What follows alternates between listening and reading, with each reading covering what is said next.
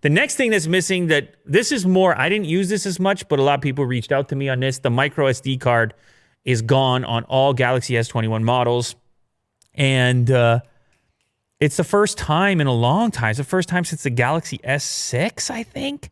So going back, this has been something that Samsung liked to support. Now, obviously we have more storage inside of the device when you buy it than we've had on previous models.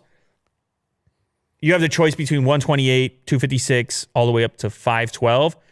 But the thing is, oftentimes it was cheaper to expand your storage when you needed it later, as opposed to having to buy the big storage out the gate. And the expandable, the micro SD storage, if you were to buy it when you needed it, chances are the storage prices would be down significantly from the point at which you purchased the phone. So there was kind of a value proposition there with micro SD. And I don't know what people are storing on their phones, presumably videos, presumably not wanting to use the cloud services. A lot of these cloud services now are charging you a monthly fee. And if you take a lot of photos and shoot a lot of videos, you're going to run out of even 128. I mean, we were talking about, well, I know on the Ultra model, which shoots 8K, or do they all shoot 8K this year? They do, yes. They all shoot 8K. You got no storage on 128. You're dead on 128 with 8K.